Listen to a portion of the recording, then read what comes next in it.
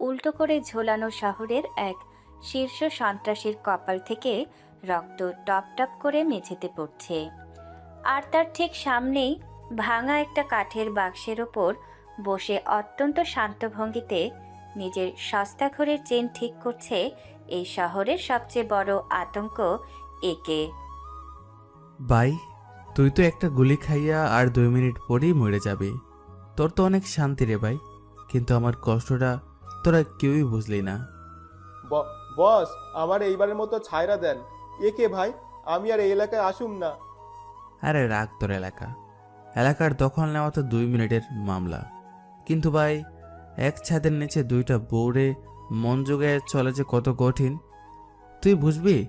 সকালে এক বউ ঘুমের ঘরে গায়ে পানি ছিঁড়া মারে, আর রাইতে আরেক বউ ইমোশনাল ডায়লগ মারে ঘুম হারাম করে দেয়। বস, আমি কিছু দেখি নাই বস। তুই দেখবি কেমনে? তুই তো একটু পরেই কানা হয়ে যাবে। কিন্তু আমার অবস্থাটা একবার ভাব। সকালে অফিসে গেলে আমি একটা আস্ত গাদা পিয়ন, বস সারাদিন পাইলে রাতি মারে আর আমি হাসি। আর রাইতে রাইতে আমি এই শহরের বাপ। এ যে তোদের মতো মাস্তানদের উল্টা কইরা ঝুলাই রাখি। বলতো এই ডুয়েল লাইফ কি আর সহ্য হয়? এর চেয়ে তোদের মতো মরে যাওয়া অনেক সোজা। সন্ত্রাসী ভয়ে থরথর করে কাঁপতে থাকে। অন্তর তার পকেট থেকে অত্যন্ত যত্ন করে একটি সস্তা কিউবান সিগার বের করে ঠোঁটে গুজল। যাই হোক, তোরে আর কষ্ট দেব না, তুই বরং অপারে যা। আর শোন, মরে যাওয়ার আগে মন থেকে দোয়া করে যাস আজকে লাঞ্চে বড় বউ মানে মেহের ম্যাম যেন আমারে ওই পচা চাইনিজটা খাইতে বাধ্য না করে, আর ছোট বউ মিতু যেন কান্নাকাটি বন্ধ করে। বউদের প্যারায় আমার গ্যাস্ট্রিক বাইরে গেছে ভাই। অন্ধকারে শুধু একটা সাইলেন্স বুলেটের চাপা আওয়াজ শোনা যায়। তারপর সব শান্ত। অন্তর তার কপালের ঘাম মুছে সিগারটা ফেলে দেয়। চোখের সেই শয়তানি আর হিংস্র দৃষ্টিটা নিমিষেই গায়েব হয়ে যায়।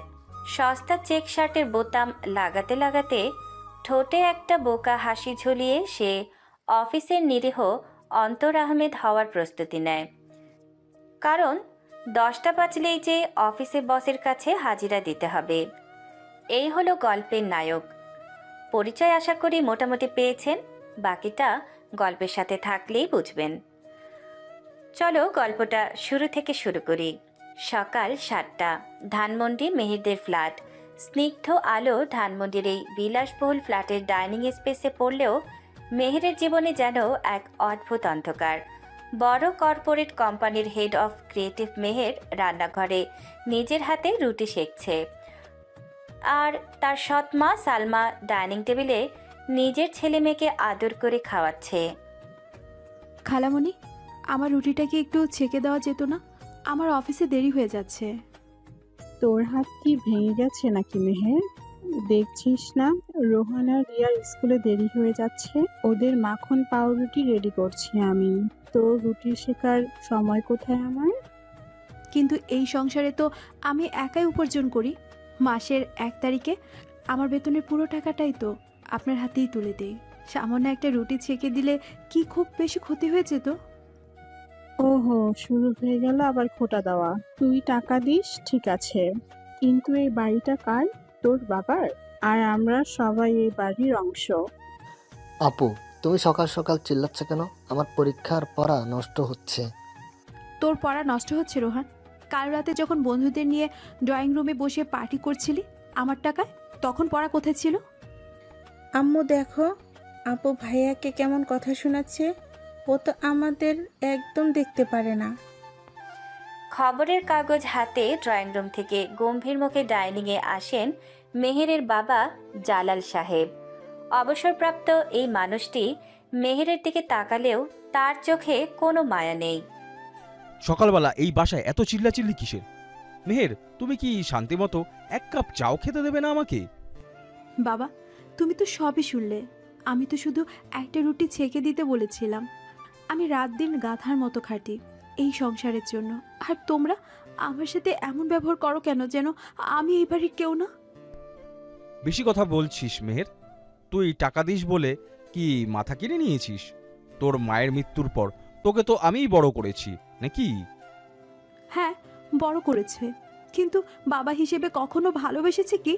মায়ের মৃত্যুর পর ওই খালামণিকে যখন বিয়ে করে আনলে, তারপর থেকে আমি তো এই বাড়িতে একটা এটিএম মেশিন ছাড়া আর কিছুই না। দেখলেন তো ও কেমন কথা বলে। আমি আর এই সংসারে থাকবো না। আমার ছেলে মেয়েদের নিয়ে আজই আমি আমার বাবার বাড়ি চলে যাব। চুপ করো তুমি। আর মেহের, তোমার যদি এতই সমস্যা হয় তাহলে এই বাড়ি থেকে চলে যাও। সম্পত্তির এক কানা করিও তুমি পাবে না, মনে রেখো। সম্পত্তি আমার দরকার নেই বাবা, তোমরা ভালো থাকো তোমাদের এই সম্পত্তি নিয়ে। আমি অফিসে যাচ্ছি। মেহেরের অত্যন্ত শক্ত মুখে নিজের আধা পোড়া রুটিটা টেবিলে রেখে দেয়। চোখের কোণে জমে থাকা এক ফোঁটা জল খুব সন্তর্পণে মুছে সে নিজের স্কুটির চাবি নিয়ে বেরিয়ে যায়। ধানমন্ডির গুমট পরিবেশ থেকে বেরিয়ে মেহের তার স্কুটি নিয়ে ফার্ম গেটের জ্যামে আটকা পড়ে। ঠিক তখনই মিরপুর থেকে আসা একটি ছাল ওঠা লোকাল বাসের গেটে ঝুলতে ঝুলতে আসে আমাদের নায়ক অন্তর আহমেদ। পরনে সস্তা চেক শার্ট, চোখে ফুটপাতের লাল রোদ চশমা, কানে ইয়ারফোন। মামা, হাসতে ব্রেক কইরো। আমার হাতের আপেল পইরা গেলে কিন্তু খবর আছে। আরে ভাই, বাসের গেটে ঝুলতেছেন আবার আপেলও খাইতেছেন? মইরা গেলে তো আমার চাকরি যাইব।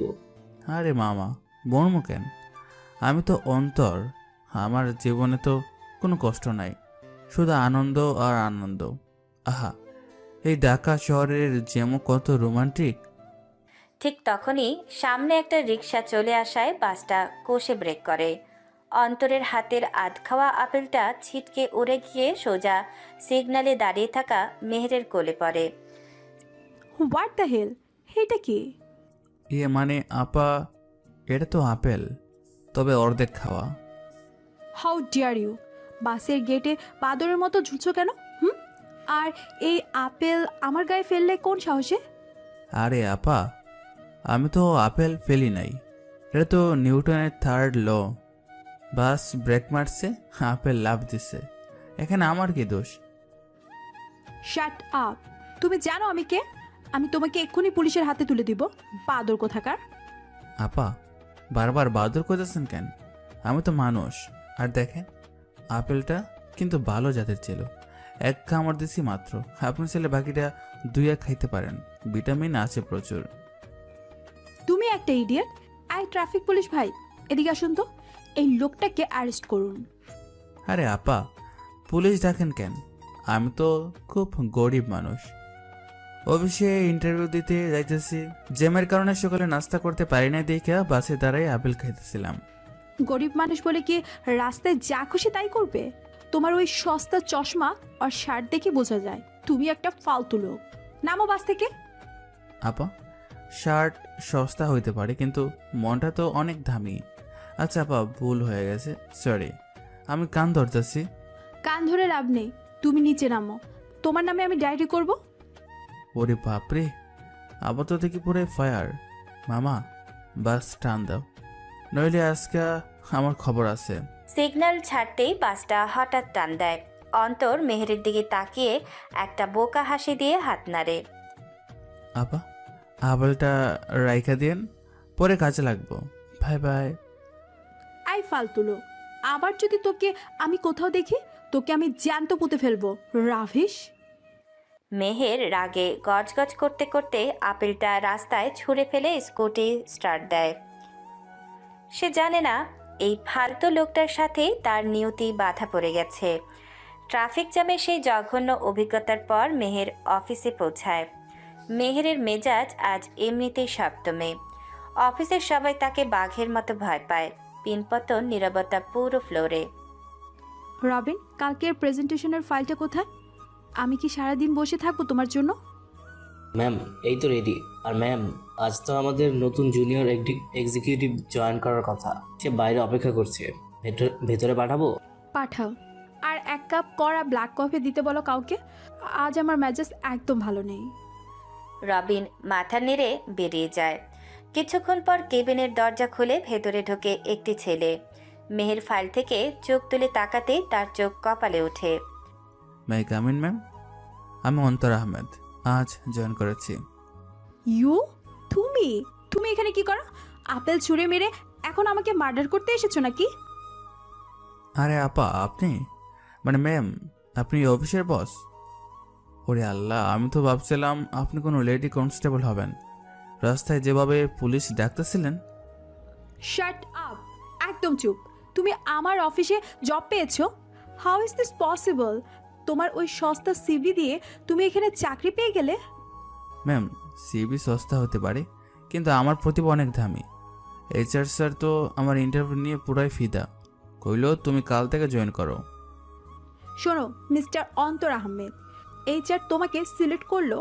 আমার আন্ডারে কাজ করতে হলে তোমাকে আমার রুলস মানতে হবে। আর আমার প্রথম রুলস হলো আমি তোমাকে এই অফিসের নরক যন্ত্রণা দিব।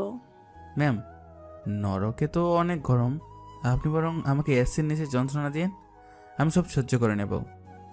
বেশি স্মার্ট দেখাচ্ছ না? ঠিক আছে, রবিনকে বলো তোমার ডেস্কে একটা ডাস্টার আর স্প্রে দিয়ে যেতে। এই পুরো কেবিনের সব কাজ তুমি আজ নিজের হাতে পরিষ্কার করবে। আর হ্যাঁ, আমার জন্য 1 কাপ কফি বানিয়ে নিয়ে আসো তো, যাও। জি ম্যাম। আচ্ছা ম্যাম, কাজ এমন পরিষ্কার করব যে আপনি আয়নাভাবে নিজের মুখ দেখতে পারবেন। কফিতে চিনি কয় চামচ দেব? চিনি ছাড়া ব্ল্যাক কফি। Get out. অন্তর হাসি খুশি মুখে মাথা নেড়ে বেরিয়ে যায়। মেয়ের ভাবে ছেলেটা রাগে চাকরি ছেড়ে দেবে, কিন্তু অন্তর অত্যন্ত আনন্দ নিয়ে কিছুক্ষণ পর ডাস্টার হাতে কেবিন মুছতে শুরু করে। দুপুর গড়িয়ে লাঞ্চের সময় হয়। অফিসের ফ্লোর প্রায় ফাঁকা। হঠাৎ মেহেরের কেবিনের দরজা ধাক্কা দিয়ে ভেতরে ঢোকে এলাকার কুখ্যাত চাঁদাবাজ বশির এবং তার 2 চামচা। কি ম্যাডাম, এলাকার নতুন বস বশির ভাইকে চিনতে পারেন নাই? গত মাসে চাঁদা চাইলাম, এখনো টাকা পাঠাইলেন না যে?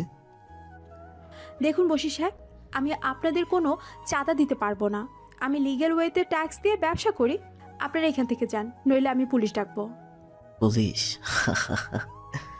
এই বসির পুলিশের বাপরেও ভয় পায় না ম্যাডাম। আজকে টাকা না দিলে আপনার এই সুন্দর চেহারাটার কিন্তু অ্যাসিড মারতে বাধ্য হব। মেহের ভয়ে শীতে জমে যায়। বশির পকেট থেকে একটা ছোট বোতল বের করে টেবিলে রাখে। ঠিক এমন সময় দরজা ঠেলে এক হাতে চায়ের কাপ আর আরেক হাতে ডাস্টার নিয়ে ঢোকে অন্তর। ম্যাম, আপনার কফি। আরে ভাইজানরা কারা? আপনার কি নতুন ক্লায়েন্ট নাকি? এই ফালতু পোলা, তুই কে রে? বের হয় এখান থেকে। দেখছিস না ম্যাডামের লগে জরুরি মিটিং চলতেছে।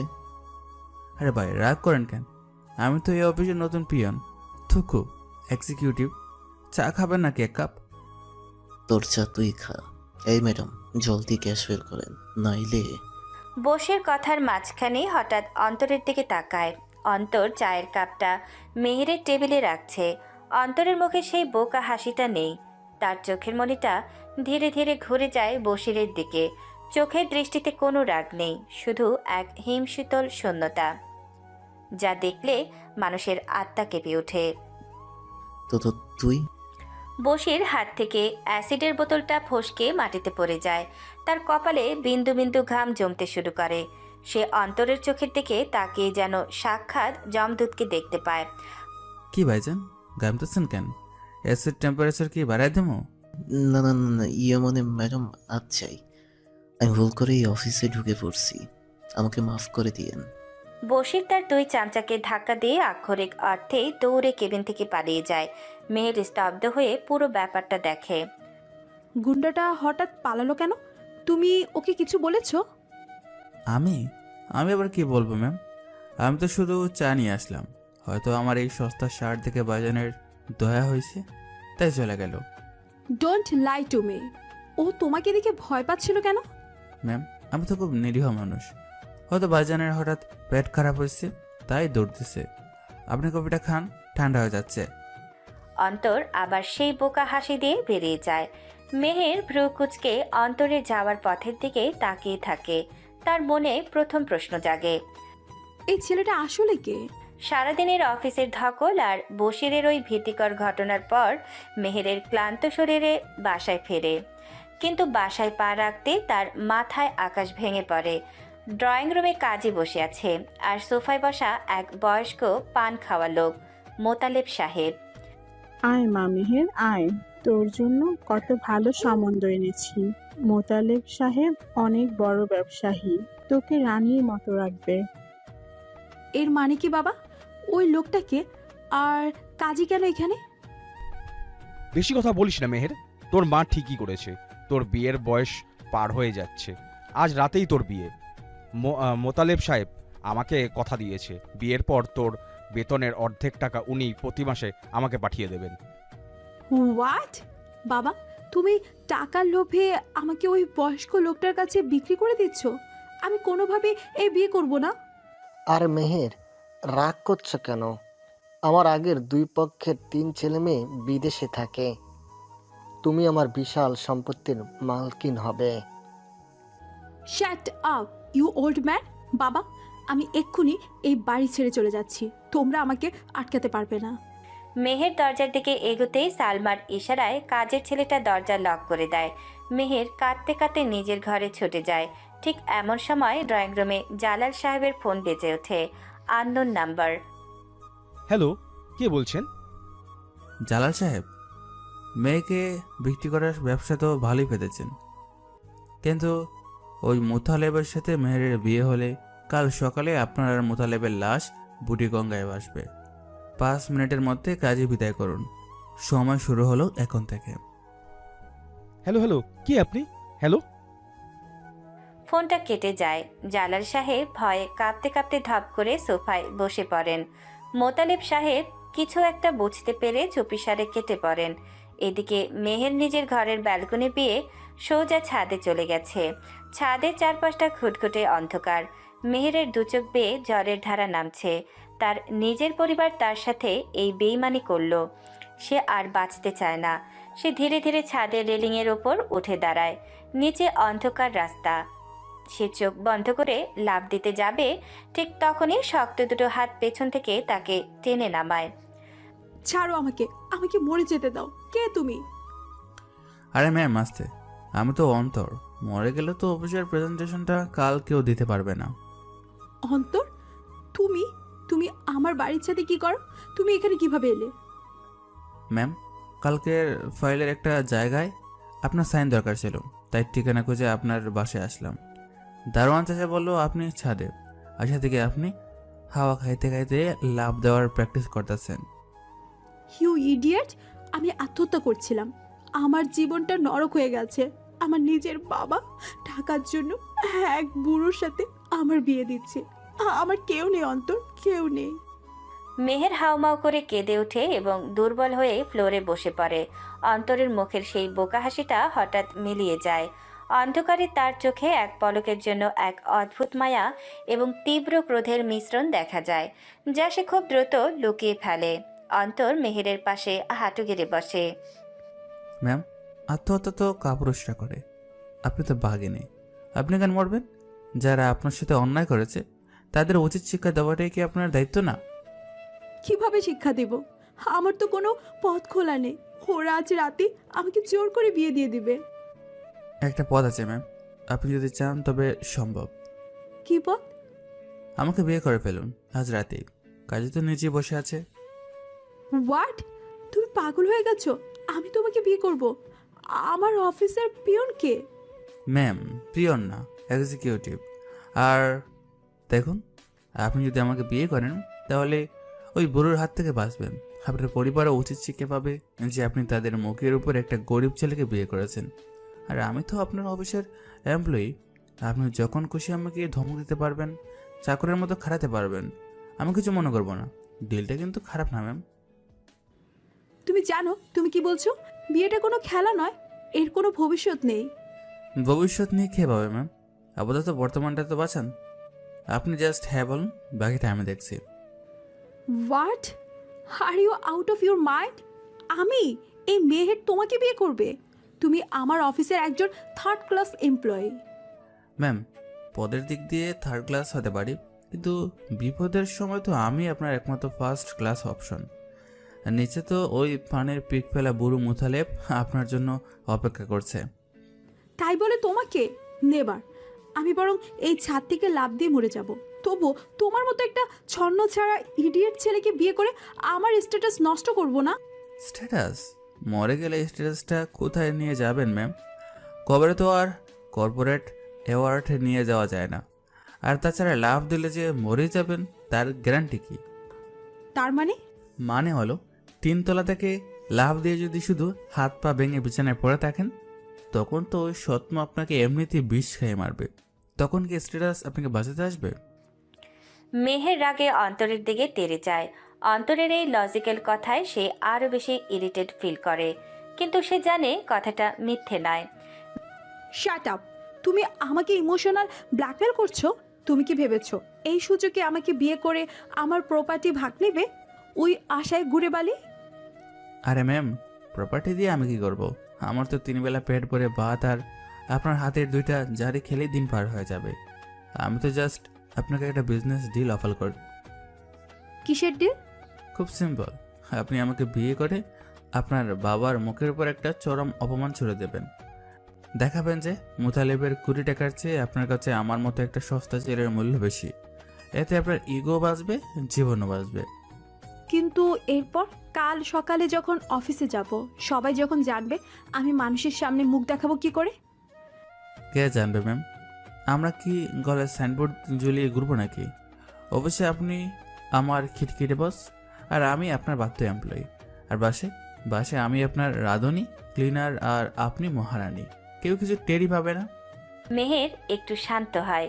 সে চোখের জল মুছে কিছুটা সময় নেয়। তার কর্পোরেট ব্রেন এখন লাভ ক্ষতির হিসাব করছে। কিন্তু একটা অচেনা মানুষকে আমার তো নিজের স্পেস দরকার। আমি কাউকে বিশ্বাস করি না অন্তর। আমার নিজের জন্মদাতা বাবাই তো আমাকে টাকার জন্য বিক্রি করে দিচ্ছে। অন্তরের মুখের সেই বোকা হাসিটা 1 সেকেন্ডের জন্য উধাও হয়ে যায়। তার চোখের দৃষ্টিতে এক অদ্ভুত গাম্ভীর্য ফুটে ওঠে। বিশ্বাস জিনিসটা তো একদিনে তৈরি হয় না ম্যাম। তবে কথা দিচ্ছি, এই ডিলটা করলে আপনার চোখের 1 ফোঁটা পানিও আর কাউকে দেখতে দেব না। এরপর সিদ্ধান্ত আপনার। তুমি কথা দিচ্ছ তুমি আমার কোনো পার্সোনাল ব্যাপারে নাক গলাবে না? আমি তো আপনার বডিগার্ড হওয়ার প্রপোজাল দিচ্ছি ম্যাম, স্বামী হওয়ার না। মেহের একটা গভীর শ্বাস নেয়। সে বুঝতে পারে পরিবার থেকে বাঁচতে হলে এই মুহূর্তে এর চেয়ে ভালো কোনো বিকল্প তার কাছে নেই। সে তীক্ষ্ণ দৃষ্টিতে অন্তরের দিকে তাকায়। ঠিক আছে, আমি রাজি, কিন্তু আমার কিছু করা শর্ত আছে। বিয়ে করে বলতেছেন? আবার শর্ত কিসের ম্যাম? আচ্ছা বলেন, কি শর্ত? 1, এই বিয়েটা সম্পূর্ণ গোপন থাকবে। 2, তুমি আমার স্বামী হিসেবে কোনো আইনি বা ব্যক্তিগত অধিকার পাবে না। 3, আমি চাইলে যে কোনো দিন তোমাকে ডিভোর্স দিতে পারবো। তুমি কোনো দাবি রাখতে পারবে না। ডান ম্যাম। আমি তো আপনার চুক্তিবাদী এমপ্লয়ি হয়েই থাকতে চাই। এগ্রিমেন্ট সাইন করতে আমি রেডি। এখন কি নিচে চলবেন, নাকি কাজী সাহেবকে ছাদেই ডেকে আনবেন? ফালতু জোকস একদম পছন্দ করি না আমি। নিচে চলো। ডান ম্যাম। অন্তর বোকার মতো একটা সেলুট দিয়ে মেহেরের পিছু পিছু নিচে নেমে আসে। জালাল সাহেব তখনও সেই বেনামি কলের ভয়ে কাঁপছেন। মেহের সবার সামনে ঘোষণা করে সে অন্তরকে বিয়ে করছে। জালাল সাহেব বা সালমাকেও টু শব্দটি করার সাহস পায় না, কারণ ওই বেনামি কলের ভয় তাদের মনে গেঁথে আছে। কাজের সামনে অত্যন্ত সাধারণ আয়োজনে মেহের আর অন্তরের বিয়ে সম্পন্ন হয়। মেহের ভাবে সে একটা বোকা ছেলেকে বিয়ে করে পরিবার থেকে বাঁচল, কিন্তু সে জানে না এই বোকা হাসির আড়ালে সে এই শহরের সবচেয়ে ভয়ঙ্কর এক অন্ধকার জগতের রাজাকে নিজের জীবনের সাথে বেঁধে ফেলেছে। বিয়ের আসরের চরম নাটকীয়তার পর মেহের তার ঘরে ব্যাগ গোছাতে ব্যস্ত। ড্রয়িং রুমে পিনপতন নীরবতা। এই ফাঁকে অন্তর ব্যালকনিতে এসে দাঁড়ায়। তার মুখে সেই বোকা হাসিটা আর নেই। চারপাশটা একবার ভালো করে দেখে সে পকেট থেকে পুরনো নোকিয়া ফোনের মতো দেখতে একটি কালো স্যাটেলাইট ফোন বের করে। স্ক্রিনে একটি মেসেজ ফ্ল্যাশ করছে, দে আর হেয়ার। অন্তর দ্রুত একটি নাম্বারে ডায়াল করে। হ্যালো, কাঁদছো কেন তুমি? কি হয়েছে? ওরা আমার খুব কাছাকাছি চলে এসেছে মনে হয়। আমি আর পারছি না, আমার খুব ভয় করছে। আমি তোমাকে বলেছি না ভয় পাবে না? কালু ভাইয়ের লোক কিছুক্ষণ আগে বস্তির মোড়ে দুটো কালো গাড়ি এসে থেমেছে। ওরা ঘরে ঘরে আমাকে খুঁজছে। ওরা যদি আমাকে পেয়ে যায় আমাকে মেরে ফেলবে। আপনি কোথায়? আমাকে এখান থেকে নিয়ে যান প্লিজ। শান্ত হও, একটুও প্যানিক করবে না। ঘরের সব আলো নিভিয়ে খাটের নিচে লুকিয়ে থাকো। ফোন সাইলেন্ট করো। কিন্তু ওরা যদি দরজা ভেঙে ফেলে? আমি তো আপনার জন্য একটা বড় বোঝা হয়ে গেলাম। তার চেয়ে আমি ধরা দিয়ে দিই, আপনার জীবনটা অন্তত বাঁচবে। বুকার মতো কথা বলবে না মিতু। একটা কথা মাথায় ঢুকিয়ে নাও, যতদিন আমার শরীরে এক ফোঁটা রক্ত আছে, কালোর গ্যাং তোমার একটা চুলো ছুতে পারবে না। আমি একটা মানুষকে কথা দিয়েছিলাম, সেই ঋণ আমাকে শোধ করতেই হবে। কিন্তু আজ না আপনার মানে আপনার তো বিয়ে হয়ে যাওয়ার কথা এতক্ষণে। বড় আপু কি কিছু সন্দেহ করেছে? সেসব আমি সামনে নেব, তুমি শুধু নিজের খেয়াল রেখো। আমি আমার স্পেশাল লোক পাঠাচ্ছি, 10 মিনিটের মধ্যে ওরা তোমাকে ওই জায়গা থেকে সেফ হাউসে নিয়ে যাবে। Just hold on. অন্তর ফোনটা কেটে দেয়। অন্ধকারে তার চোখ দুটো জ্বলে ওঠে। সে দ্রুত একটা মেসেজ টাইপ করে। Extract her now, show date side. Message send করে সে আবার নিজের সস্তা ইয়ারফোনটা কানে গুঁজে বোকা হাসিটা মুখে ঝুলিয়ে মেহেরের ঘরে ঢুকে পড়ে। এদিকে কেরানীগঞ্জের পরিত্যক্ত এক লেদার ফ্যাক্টরিতে। কেরানীগঞ্জের এই অন্ধকার ফ্যাক্টরির ভেতরটা সিগারেটের ধোঁয়ায় আচ্ছন্ন। চারপাশে দেশি বিদেশি অস্ত্র নিয়ে দাঁড়িয়ে আছে জনা দশেক লোক। মাঝখানে একটা পুরনো সোফায় বসে আছে আন্ডারওয়ার্ল্ডের কুখ্যাত ডন কাল্লু ভাই। তার মুখে একটা গভীর কাটা দাগ, হাতে বিদেশি সিগার। তোরা এতগুলো লোক মিলে একটা সামান্য মেয়েকে খুঁজে বের করতে পারছিস না, তোদেরকে আমি ঘাস কাটার জন্য পাচ্ছি? রুস্তম কাল্লুর ডান হাত। বস, আমরা তো পুরো শহর চষে বেড়াচ্ছি, কিন্তু এই মৃত্যু মাইয়াটা যেন হাওয়ায় মিলাইয়া গেছে। মনে হইতেছে কেউ ওরে নিজের ছায়ার নিচে লুকাইয়া রাখছে। ছায়া? এই কাল্লু ভাই কারোর ছায়ারে ভয় পায় না, তোরা বুঝছিস না রুস্তম। এমনি তো সাধারণ কোনো মেয়ে না, ও হলো আমাদের তুরুপের তাস। কিন্তু বস, ওই মাইয়ারে দিয়া আমরা কি করুম? ওর তো বাপ মা কেউ নাই, টাকাও নাই। টাকা দিয়ে কি করবো গাধা? ওই মেয়েটার কাছে এমন একটা জিনিস আছে যেটা দিয়ে আমি অদৃশ্য কিংকে মাটির নিচ থেকে টেনে বের করতে পারবো। ওই মেয়েটার জন্য সে নিজের জীবন বাজি রাখবে। বস, ওই অদৃশ্য লোকটার নাম শুনলেই তো গ্যাংয়ের পোলাপান ভয়ে কাঁপে। ওর গায়ে তো আজ পর্যন্ত কেউ একটা আচরও দিতে পারে নাই। তাই তো মিতুকে আমার জানতে চাই। ওই অদৃশ্য লোকটা যতই পাওয়ারফুল হোক, তার দুর্বলতা হলো ওই মেয়েটা। মিতুকে আমার সামনে এনে হাজির কর, তারপর দেখবো ওই কিং একে নিজে এসে আমার পায়ে পড়ে কিনা। বস, খবর পাইছি মেয়েটা নাকি ধানমন্ডির পেছনে একটা বস্তিতে লুকিয়ে আছে। আমাদের পোলাপান অলরেডি ওইখানে পৌঁছায়া গেছে। গুড। ভুল করার জন্য মেয়েটার গায়ে কোনো আচর না লাগে। জ্যান্ত ধরে আনবি, আর যদি কেউ বাধা দিতে আসে সোজা বুকে গুলি চালাবি। আজ রাইতেই খেলা শেষ হবে। কালু ভাই বিকট শব্দে হাসতে থাকে। ফ্যাক্টরির ভেতরে থাকা কুকুরগুলো সেই হাসির শব্দে ভয়ে ডেকে ওঠে। কালু জানে না সে শিকার ধরতে গিয়ে নিজেই এক ভয়ঙ্কর শিকারের ফাঁদে পা দিতে যাচ্ছে। অন্যদিকে বিয়ের পর 1 মাস কেটে গেছে। মেহের বাড়ি ছেড়ে অন্তরের সাথে মিরপুরের একটি ছোট ভাড়া ফ্ল্যাটে উঠেছে। সকাল 7টায় বেডরুমে অন্তরের নাক ডাকার শব্দে মেহেরের ঘুম ভাঙে। মেহের বিরক্তি নিয়ে উঠে গ্লাসে পানি নিয়ে সোজা অন্তরের মুখের উপর ছুঁড়ে মারে। ওরে বাপরে, বন্যা এসে গেছে, বাঁচাও। বন্যা আসেনি, তোমার জম এসেছে। ওঠো বলছি, 7টা বাজে, খেয়াল আছে? আরে বস, মানে বউ, আপনি সকালে উঠে গায়ে পানি মারলেন কেন? আমি তো আরামসে ঘুমাতেছিলাম, স্বপ্ন দেখতেছিলাম আমরা হানিমুনে কক্সবাজার গেছি। হানিমুন? তোমার মতো একটা ফালতু পিয়নের সাথে আমি হানিমুনে যাব? ওঠো বলছি, আমার জন্য ব্রেকফাস্ট বানাও। আমার অফিসে আজ অনেক ইম্পর্টেন্ট মিটিং আছে। কিন্তু বউ, আমি তো রাতে মশারি টাঙ্গাতে গিয়ে কোমরে ব্যথা পাইছি। আজকে একটু আপনি ব্রেকফাস্ট বানান না। একটা ডিম ভাজতে কতক্ষণ লাগে? হোয়াট? আমি ডিম ভাজবো? আমি অফিসের হেড অফ ক্রিয়েটিভ, আর আমি তোমার জন্য রান্নাঘরে গিয়ে ঘামবো?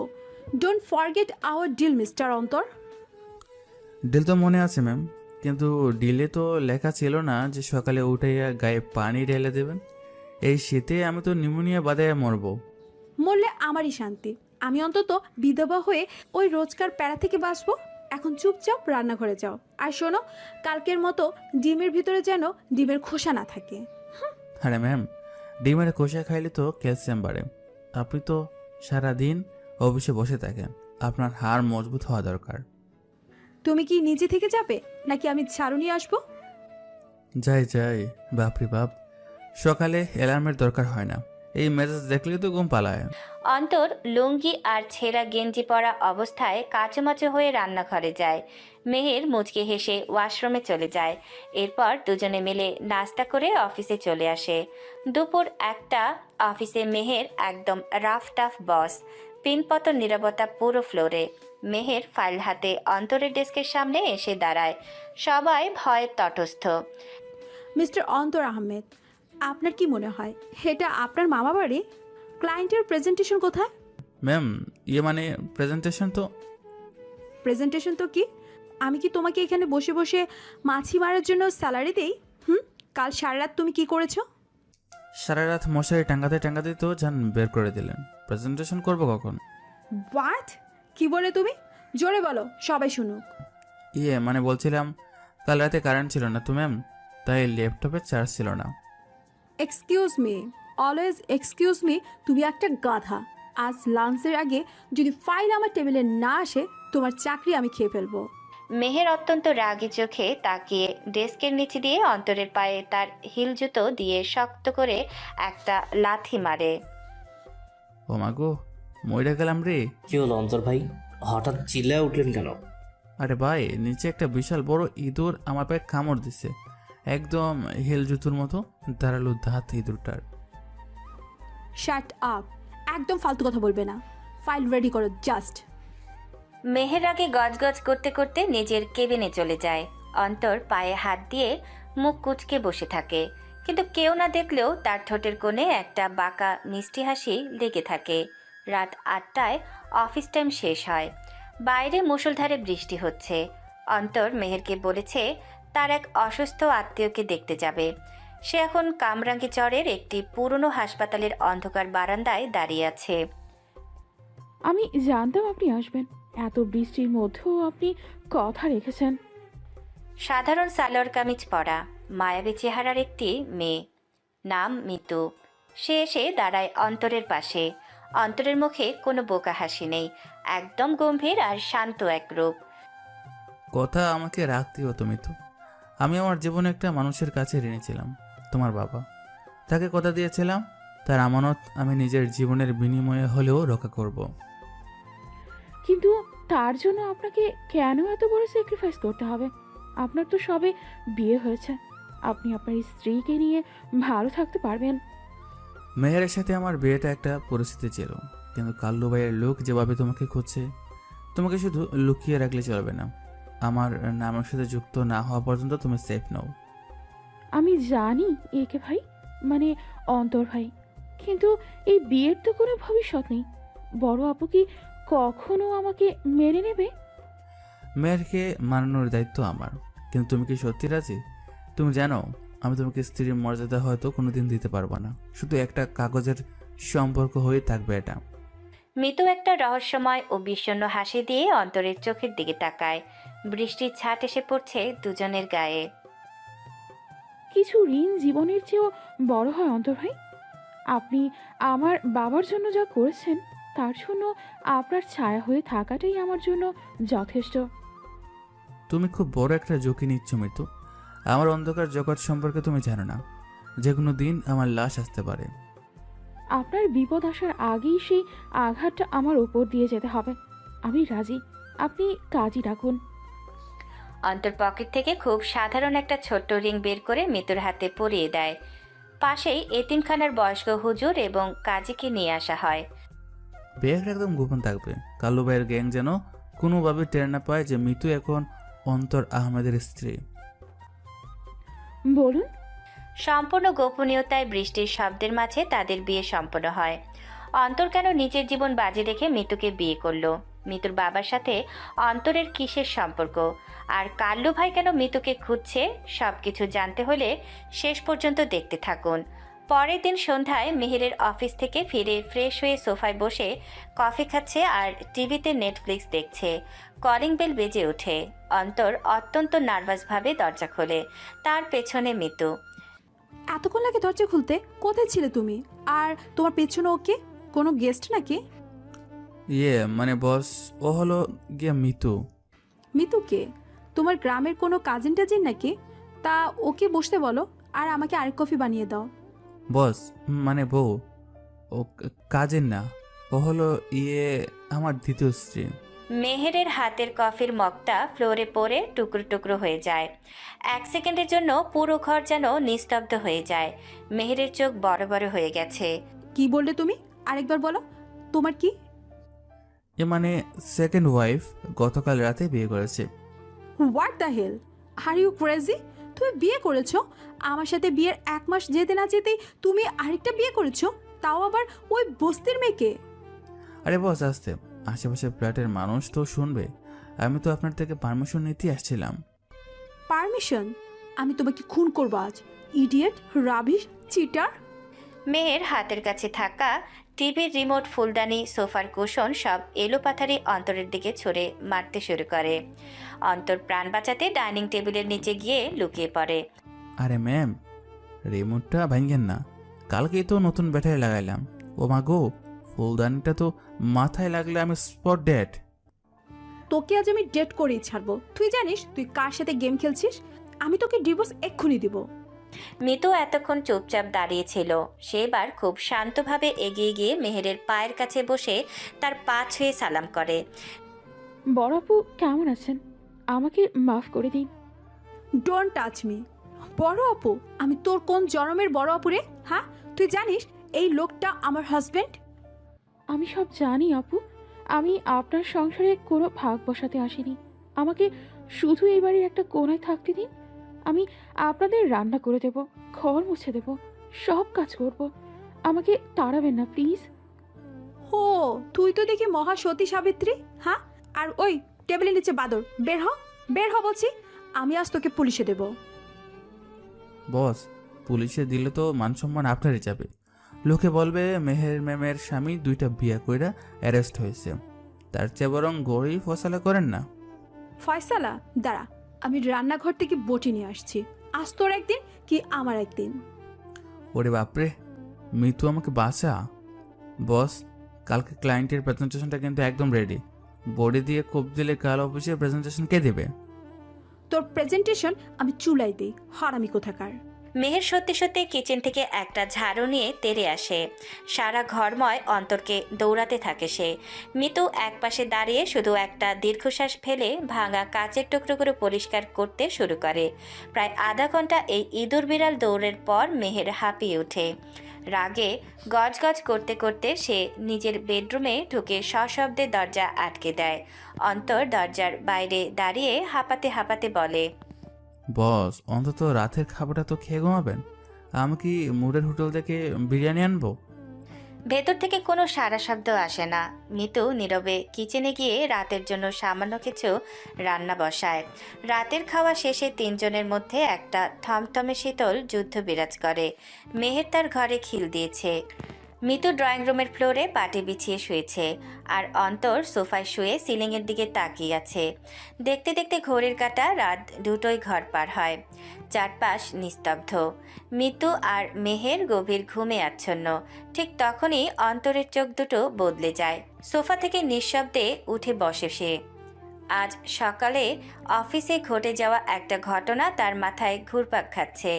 সকালে অফিসে মেহেরের সাথে আসলাম নামের এক প্রভাবশালী ক্লায়েন্টের চরম ঝামেলা হয়েছিল। লোকটা আন্ডারওয়ার্ল্ডের সাথে জড়িত। আসলাম বলেছিল, কি ম্যাডাম, এই সামান্য অ্যাডভার্টাইজিং এর জন্য আপনি আমার থেকে 10 লাখ টাকা চান? আপনি জানেন আমি কে? আপনি যেই হন না কেন আসলাম সাহেব, এইটাই আমার রেট। পছন্দ না হলে ডিল ক্যান্সেল। আর আমি এমনি তো গুন্ডাদের সাথে ডিল করি না। মুখ সামলে কথা বলবেন মেহের ম্যাডাম। রাস্তাঘাটে একা চলাফেরা করেন, কোন দিন যে স্কুটি থেকে হাওয়া হয়ে যাবেন টেরও পাবেন না। অন্তর তখন মেহেরের পিছনে দাঁড়িয়ে ভয়ে কাঁপছিল আর ট্রে হাতে কফি পরিবেশন করছিল। আসলাম যাওয়ার সময় অন্তরের দিকে তাচ্ছিল্যে হাসি দিয়ে যায়, কিন্তু আসলামের চেহারাটা তার মগজে গেঁথে গিয়েছিল। কেউ তার বউকে হুমকি দেবে আর সে চুপ করে থাকবে, তা তো হয় না। অন্তর ফ্ল্যাটের দরজা অত্যন্ত সন্তর্পণে খুলে অন্ধকারে বাইরে বেরিয়ে আসে। প্রায় 1 ঘন্টা পর সে গিয়ে পৌঁছায় নারায়ণগঞ্জের শীতললক্ষা নদীর তীরের এক বিশাল গোডাউনের সামনে।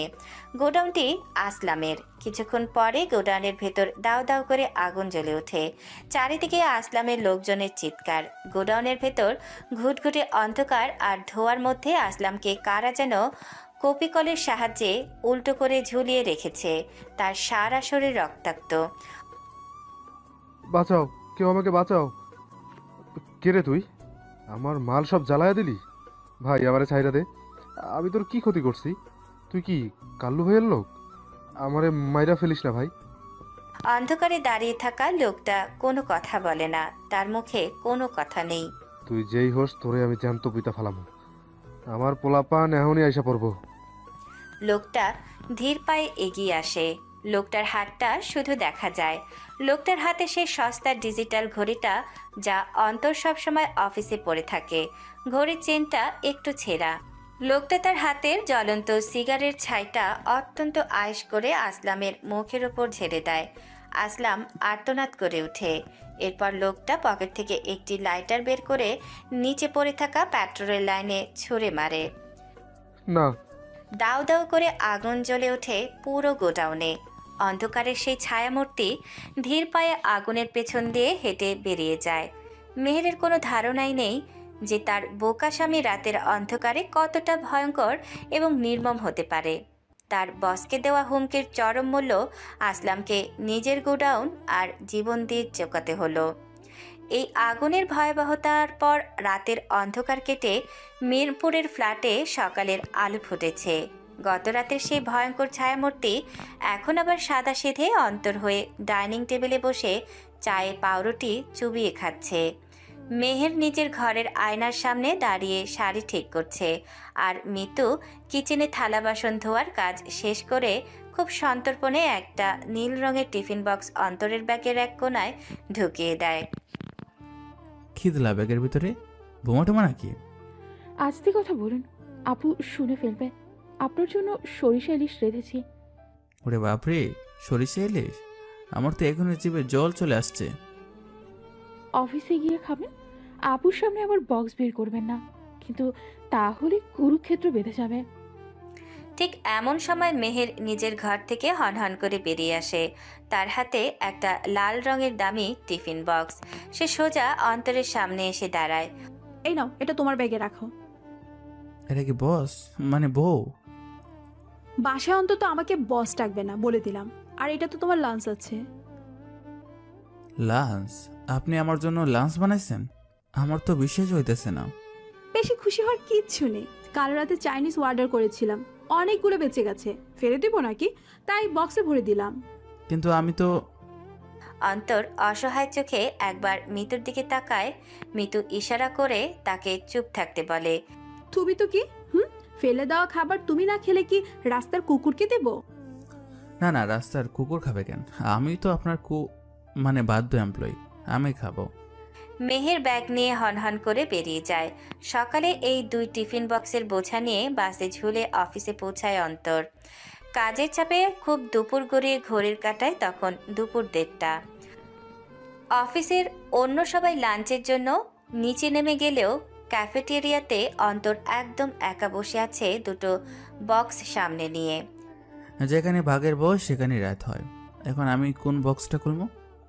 ঠিক এই মুহূর্তে মেহের ক্যাফেটেরিয়াতে ঢোকে। তার হাতে 1 মগ ব্ল্যাক কফি। সে সোজা এসে অন্তরের সামনের চেয়ারটা টেনে বসে। কি ব্যাপার, খাবার হাওয়া খাচ্ছ না কেন? মানে ঠান্ডা হয়ে গেছে তো, তাই ভাবছিলাম ওভেন একটু গরম করে নিই।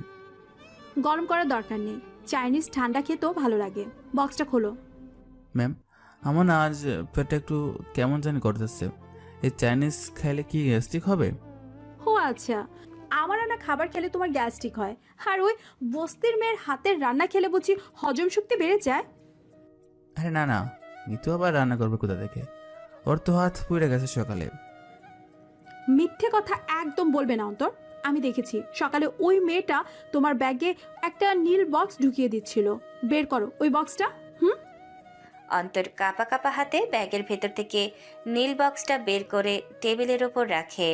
মেহের বক্সটার দিকে একবার তাকিয়ে একটা তাচ্ছিল্যর বাঁকা হাসি দেয়। সরিষা ইলিশ, বাহ, খুব তো যত্ন করে রেঁধেছে। গন্ধ তো পুরো অফিস মাথায় তুলেছে। গন্ধ না ম্যাম, সুবাস। তা এখন আমি কি করুম? বক্সটা তো 2টা। সেটাই তো আমি দেখতে এসেছি। তুমি কার রান্না খাবে? তোমার ওই সতী সাথী দ্বিতীয় বউয়ের রান্না, নাকি আমার ফেলে দেওয়া এই চাইনিজ? আমি বরং আজকে লাঞ্চই করব না, আজকে আমার রোজা ম্যাম। ফালতু জোকস একদম না। তুমি যদি আজ আমার আনা এই চাইনিজ না খেয়ে ওই মেয়ের খাবার মুখে তোলো, তাহলে কাল থেকে আর অফিসে আসার দরকার নেই। তোমার চাকরি নট। চাকরি নট মানে আমাকে ফায়ার করবেন সামান্য এক বক্স খাবারের জন্য? সামান্য খাবার না, এটা আমার ইগোর ব্যাপার। আমি তোমাকে একটা খাবার দিলাম আর তুমি সেটা ফেলে ওই মেয়ের খাবার খাবে, এটা আমি মানবো না। অন্তর চরম বিপদে পড়ে যায়। সে লাল বক্সটা খুলতে যাবে, ঠিক তখনই তার পকেটে থাকা ফোনটা ভাইব্রেট করে ওঠে। স্ক্রিনে মিতুর মেসেজ। 1 মিনিট ম্যাম, একটা ইমার্জেন্সি মেসেজ আইছে। কার মেসেজ? ওই মেয়েটার তো। না মানে গ্রামীণ ফোন কাস্টমার কেয়ার থেকে। অন্তর মেসেজটা ওপেন করে। মিতু লিখেছে, আমার হাতের রান্না যদি আপনি আজ না খেয়েছেন, তাহলে আমি আজই ছাদ থেকে লাফ দেব। আমি জানি আপু আপনাকে ওনার খাবার খেতে বাধ্য করছে। ইয়া মাবুদ, এই মেয়ে তো দেখি আপনার চেয়ে 1 ডিগ্রি উপরে। এখন আমি কই যাই? কি হলো? মেসেজ পড়তে পড়তে কি খাবারের কথা ভুলে গেলে? ম্যাম একটা প্রস্তাব ছিল। কি প্রস্তাব? আমি কি 2টা খাবারই খাইতে পারি না? মানে আপনারটাও খাইলাম, আবার ওই নীল বক্সটাও খাইলাম। তাইলে তো আর কারো